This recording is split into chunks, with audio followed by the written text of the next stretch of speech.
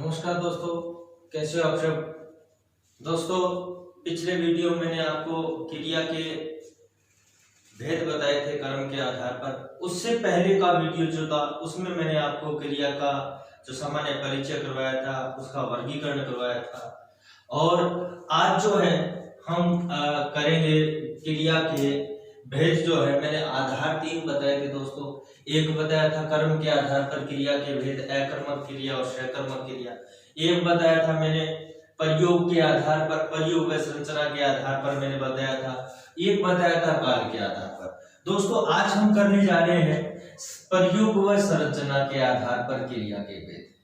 प्रयोग व संरचना के आधार पर क्रिया के भेद।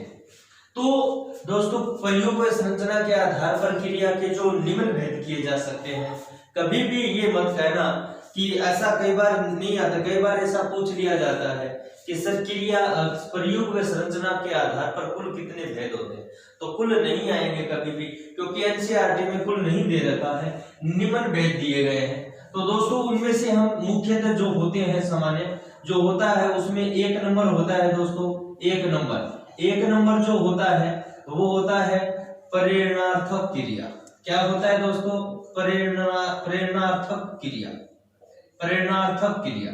तो दोस्तों, इसमें क्या होता है? दोस्तों, इसमें होता है, ध्यान से सुनना मेरी बातों को, कि जब वाक्य का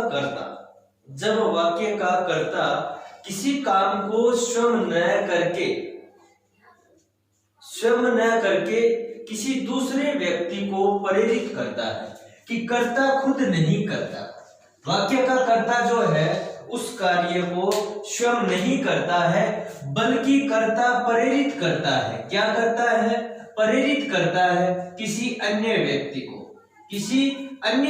को प्रेरित करता है। यानी क्रिया कोई और करता है, लेकिन वो जो करने वाला जो होता है वो अपने आप नहीं करता है, बल्कि कर्ता के कहने से करता है। अगर कर्ता प्रेरित करेगा तो ही कोई काम जो है वो करेगा। देखते दोस्तों, जैसे मैं बता दूं कि मोहन ने राम से पत्र लिखवाया। अब देखिए दोस्तों, वाया, ध्यान में रखना है इसमें, वाया, वाई, वाये, वाता, वाती, वाते, ये क्रिया के अंत में जुड़ा रहता है। तो मोहन ने राम से पत्र लिखवाया, यानी यहां लिखना क्रिया हुई है। किससे? ये लिखना क्रिया, वाक्य का कर्ता कौन है? मोहन। क्या मोहन ने लिखा है क्या ये पत्र? नहीं, ये लिखना क्रिया किसने की है? राम ने। लेकिन राम इस वाक्य का कर्ता नहीं है। तो दोस्तों, कि प्रेरणार्थक क्रिया कौन सी होती है? जब किसी वाक्य का कर्ता किसी दूसरे व्यक्ति को कोई कार्य करने के लिए प्रेरित करता है, अर्थात स्वयं उस काम को नहीं करता है। मोहन ने राम से पत्र लिखवाया। लिखना क्रिया जो है वो मोहन ने नहीं की, बल्कि किसने की है? राम ने की है। यानी इस वाक्य का कर्ता कौन है? राम, मोहन है, लेकिन मोहन ने यह क्रिया नहीं की है। जैसे राम मोहन से कपड़े धुलवाता है। राम मोहन से कपड़े धुलवाता है। अब देखो, इस वाक्य का कर्ता कौन है? राम। क्या राम कपड़े खुद धोता है कि किसी दूसरे से धुलवाता है? दूसरे से। ध्यान रखने, यहां धोना क्रिया जो है वो किसके द्वारा हो रही है? मोहन के द्वारा। लेकिन इस वाक्य का कर्ता कौन है? राम। यानी जब राम जो है, राम इस धोना क्रिया के लिए मोहन को प्रेरित किया है, न कि राम ने खुद कपड़े धोए हैं। तो ध्यान रखना दोस्तों, यहाँ ये भी ध्यान रखना, वाया, वाई, वाये, वाता है, वाती है, वाते हैं, वाता, वाती, वाते, वाया, वाई, वाये। तो ये थोड़ा सा ध्यान रखना है कि प्रेरणार्थक क्रिया जो है ये होती है। तो दोस्तों, ये आपके समझ में आई होगी। अब दूसरी जो है, एक हो गई प्रेरणार्थक क्रिया, दूसरी जो क्रिया है वो है पूर्वकालिक क्रिया। कौन सी है दोस्तों? पूर्वकालिक क्रिया। अब पूर्व का मतलब होता है पहले, काल का मतलब होता है समय, यानी पहले के समय में। दोस्तों ध्यान रखना, पहले का समय का मतलब अभी इसका अर्थ क्या निकलेगा? तो दोस्तों इसमें यह होता है कि वाक्य में एक मुख्य क्रिया होती है और जब वाक्य का कर्ता उस मुख्य क्रिया से पहले कोई और क्रिया संपादित करता है, यानी कह सकते हैं कि पूर्वकालिक क्रिया मुख्य क्रिया से पहले प्रयुक्त होती है और संपन्न भी हो जाती है। ध्यान रखना दोस्तों, ये संपन्न भी हो जाती है, खत्म हो जाती है। पूर्वकालिक क्रिया कभी चलती नहीं है, पूर्वकालिक क्रिया समाप्त होती है और उसके जस्ट बाद में मुख्य क्रिया शुरू होती है। तो ध्यान रखना दोस्तों, एक थोड़ा सा ध्यान रखना कि पूर्वकालिक क्रिया में हमेशा कर लगा होता है। क्या लगा होता है? कर लगा होता है। जैसे खाकर,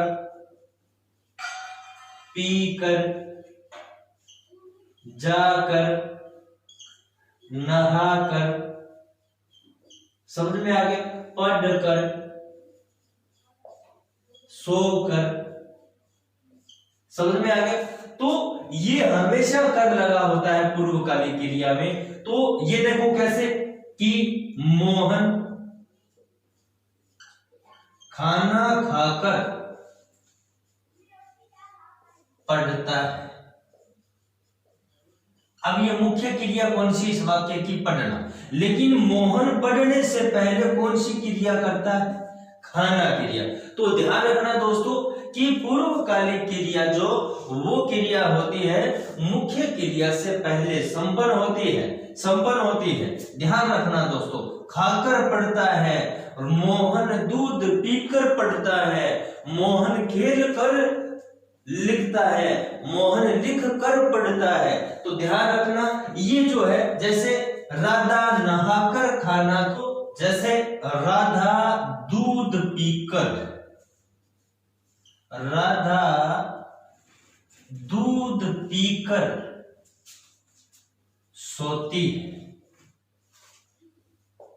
या मैं कह दूं कि दूध पीकर सो गई है। यानी सोना क्रिया से पहले उसने कौन सी क्रिया खत्म की? पीना क्रिया।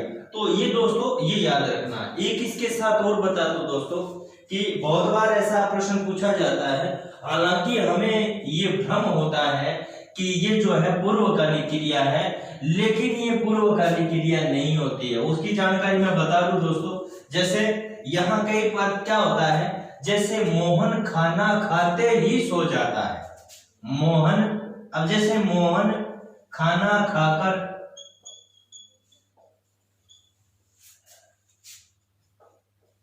सो जाता है, मोहन खाना खाकर सो जाता है, यानी खाना क्रिया पहले करता है और फिर सो जाता है।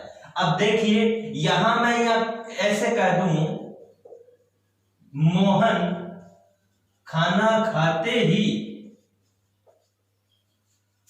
सो जाता है, मोहन खाना खाते ही सो जाता है। देखो एक तो मोहन खाना खाकर सो जाता है, एक मोहन खाना खाते ही सो जाता है। तो ध्यान रखना दोस्तों, ये पूर्वकालिक क्रिया नहीं है। इसको हम एक नाम देंगे तात्कालीन क्रिया। क्या देंगे दोस्तों? तात्कालीन क्रिया। इसको ध्यान से रखना कि खाते ही, पीते ही, पढ़ते ही, लिखते ही, खेलते ही, ते ही अगर आता है तो ये तात्कालीन क्रिया के नाम से जानी जाती है। दोस्तों ध्यान रखना, अगर कर लगा होता है तो पूर्वकालिक और ते ही लगा होता है तो ये तात्कालीन क्रिया के अंतर्गत आती है। जैसे मैंने एक उदाहरण निकाला था कि राधा दूध पीकर सो जाती है। राधा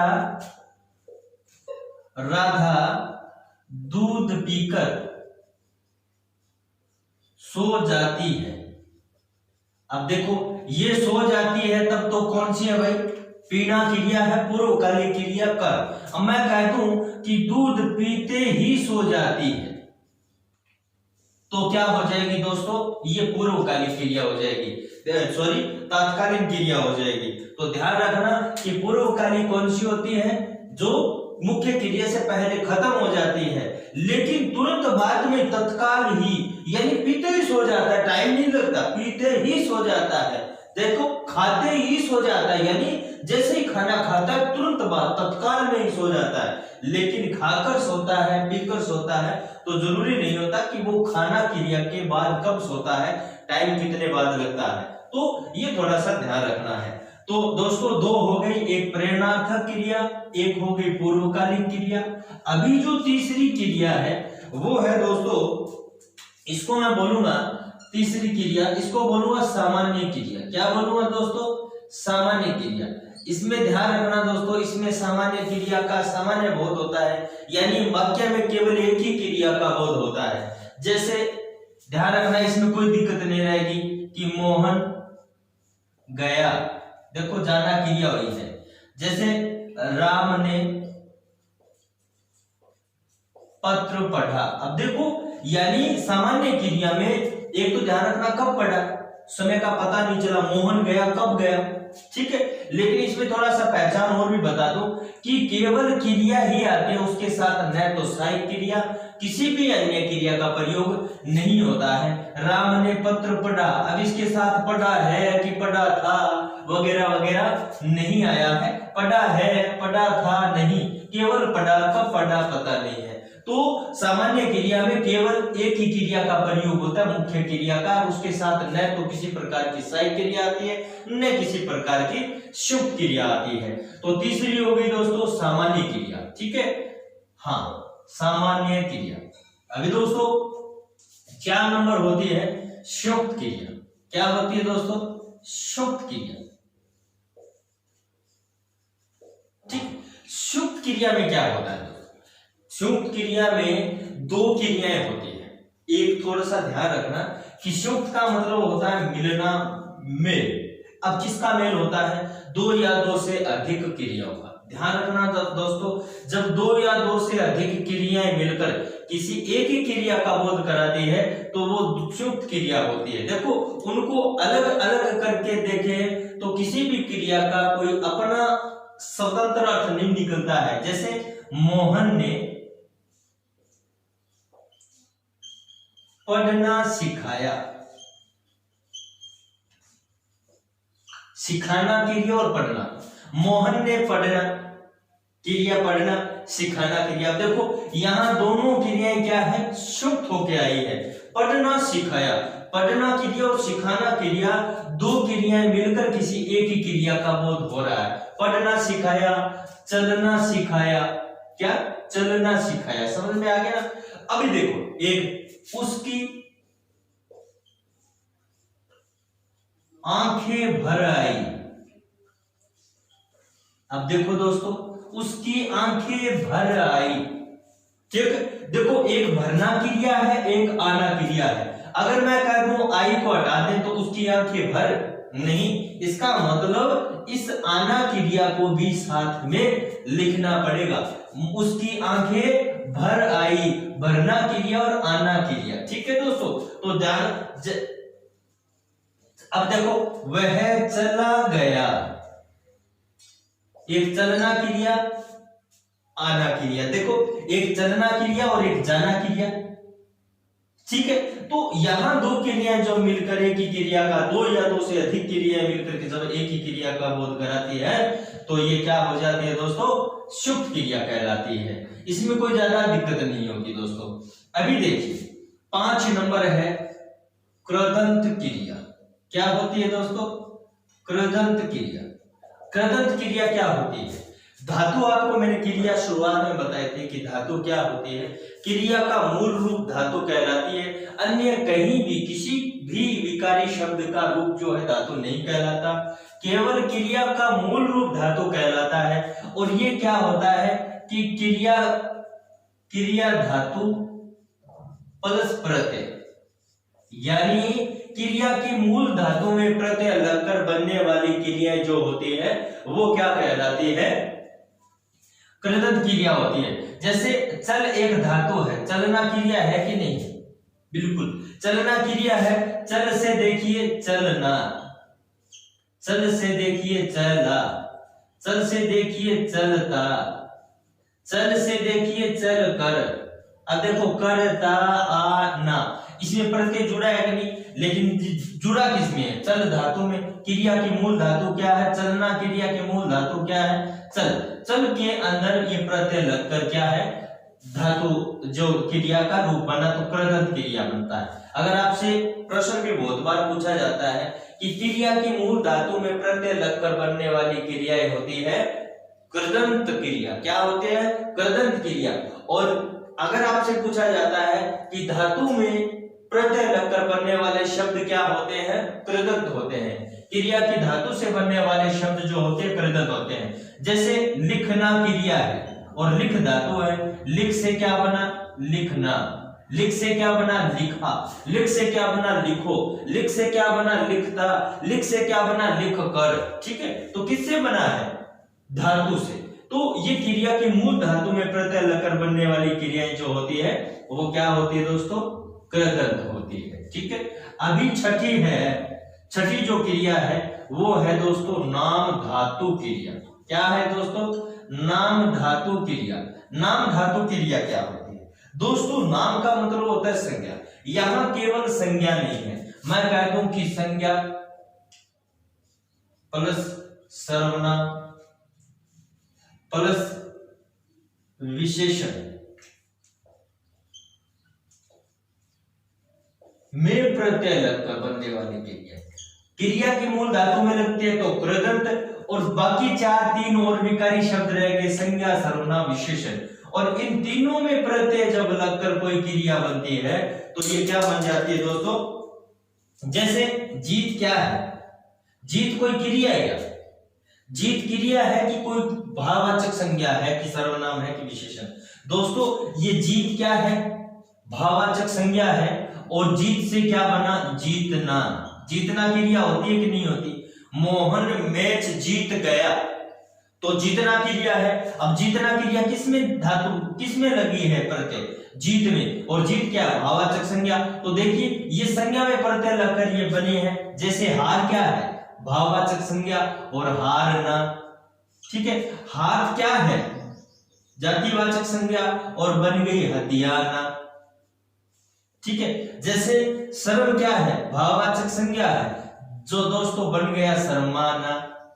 डर क्या है, भाववाचक संज्ञा है, डर से क्या हो गया, डरना।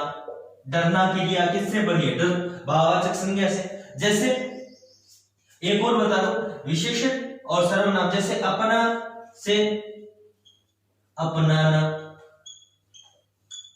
अपनाना क्रिया किससे बनी, किससे बनी है, सर्वनाम से। तो दोस्तों ध्यान रखना कि जब कोई क्रिया संज्ञा सर्वनाम विशेषण में प्रत्यय लगकर बनती है तो वो नाम धातु क्रिया के नाम से जानी जाती है। सिंपल है, जीत से जीतना, हार से हारना, हाथ से हथियाना, शर्म से शर्माना। लेकिन ये जो ये है क्या है, संज्ञा सर्वनाम विशेषण है। जैसे धमकी, धमकी भाववाचक संज्ञा है, धमकी से क्या बन गया, धमकाना। धमकाना क्या है, क्रिया है, किससे बनी है, भाववाचक संज्ञा से। तो संज्ञा जो है, संज्ञा सर्वनाम विशेषण में प्रत्यय लगकर बनने वाली क्रिया क्या होती है, नाम धातु। सात हो गई दोस्तों सहायक क्रिया। क्या हो गई दोस्तों, सहायक क्रिया। अब दोस्तों सहायक क्रिया का काम क्या होता है, सहायक क्रिया का काम होता है काल का बोध कराना। क्या, काल का बोध कराना।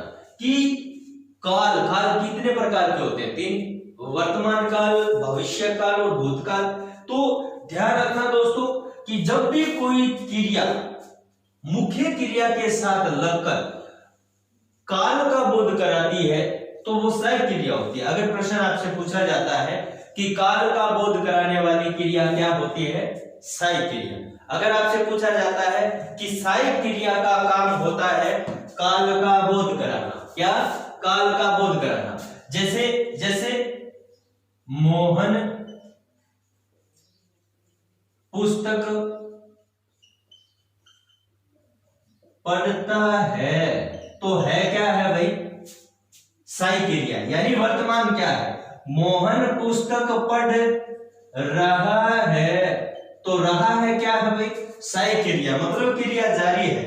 मोहन पुस्तक पढ़ता था भूतकाल में, मोहन पुस्तक पढ़ रहा था क्या, भूतकाल में, रहा था तो अपूर्ण भूत, ठीक है, रहा है तो अपूर्ण वर्तमान काल, तो ये जो है था है, रहा था, तो ध्यान रखना दोस्तों कि ये जो साई क्रिया होती है वाक्य में प्रयुक्त मुख्य क्रिया के साथ लगकर किसका बोध कराती है, काल का, किसका बोध कराती है, काल का या समय का बोध कराती है, कौन, साई क्रिया। ठीक है दोस्तों, ये हो गई आपकी 7 नंबर साई क्रिया। दोस्तों 8 नंबर जो है इसमें अगर मुख्य क्रियाओं में माने तो ये होती है दोस्तों सजातीय क्रिया। क्या होती है दोस्तों, सजातीय क्रिया। सजातीय क्रिया में क्या होता है दोस्तों कि सजातीय यानी स का मतलब एक ही, समान जाति के, समान जाति के, समान जाति कौन होती है, समान जाति किस किस की, एक तो कर्म तथा क्रिया की, यानी हम कह सकते हैं कि जब वाक्य में प्रयुक्त कर्म तथा क्रिया एक ही धातु से बने हो, किससे बने हो, एक ही धातु से बने हो, तो वो सजातीय होता है।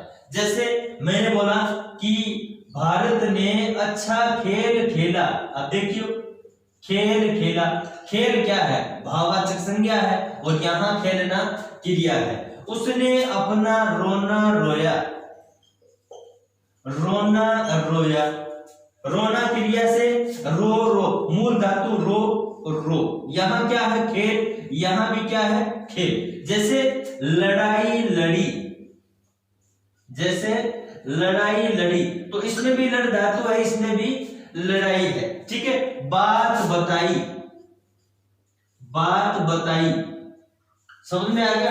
तो ये जो है एक ही धातु के होते हैं, तो ध्यान रखना कि जब कर्ता वाक्य में प्रयुक्त कर्म तथा क्रिया किसी एक ही धातु से बने हो तो वो क्या होते हैं, सजातीय क्रिया होती है। ये तो हो गई दोस्तों मुख्य क्रियाएं जो हम कह सकते हैं प्रयोग व संरचना के आधार पर। और अब जो है 2 प्रकार की और भी बताता हूं, जैसे ये मैं ऐसे बता देता हूं। एक होती है समापिका क्रिया।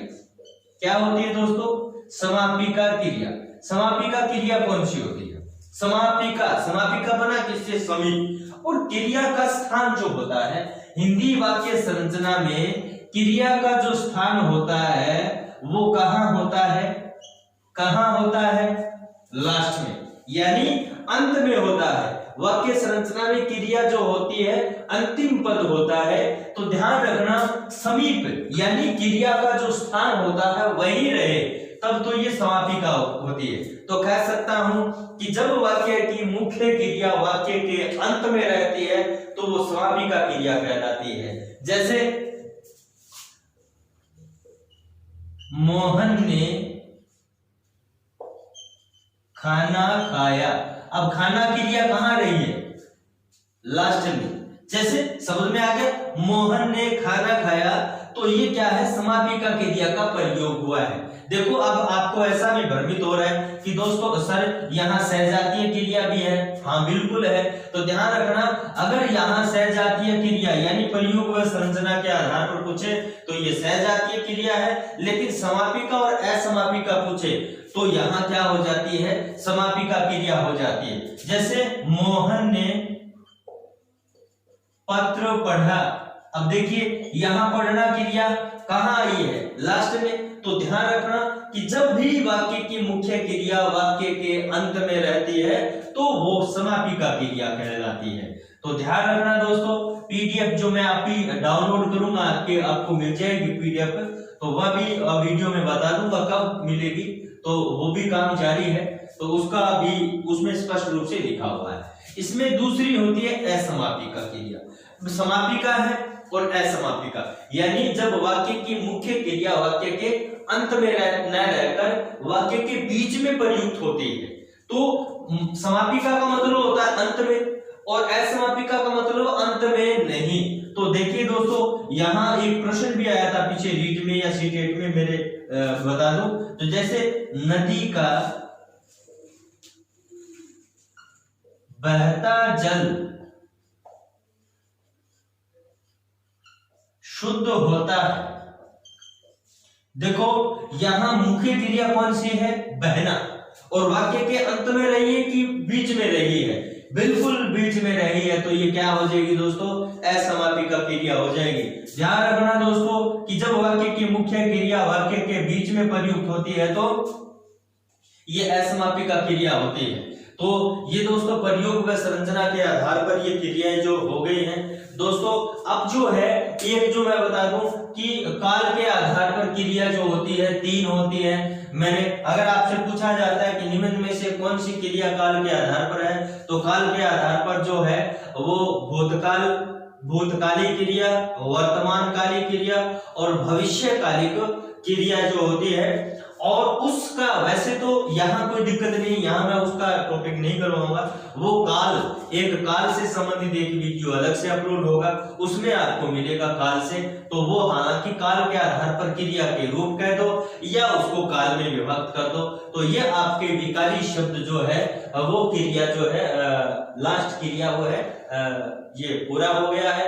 और अभी जो नेक्स्ट वीडियो जो होगा वो हमारा अविकारी शब्दों का होगा दोस्तों। अविकारी शब्द या अव्यय का 100% एक प्रश्न रीट में अवश्य आता है, वो वीडियो में नेक्स्ट जो है टॉपिक डालूंगा, नेक्स्ट वीडियो में होगा और एक ही वीडियो में पूरी सरल तरीके से आपको वो मिलेगा। और आप जिसने भी सब्सक्राइब नहीं किया वो सब्सक्राइब कर दे दोस्तों। और अगर आपको वीडियो अच्छा लगता है तो लाइक और कमेंट जरूर करें। और पूरा अभी आपको पता ही है, कल ही शिक्षा मंत्री जी ने फेसबुक लाइव आके उन्होंने बोला है कि रीट जो है पात्रता होगी और जो है अभी 3 महीने का समय मिलेगा। जैसे ही विज्ञापन जारी होगा रीट का उसके मध्य आपको 3 महीने का समय मिलेगा।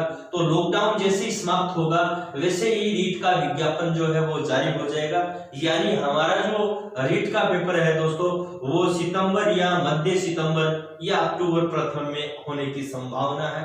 और हमारा जो पूरा का पूरा सिलेबस है वो मैं आपको जुलाई से पहले करवा दूंगा।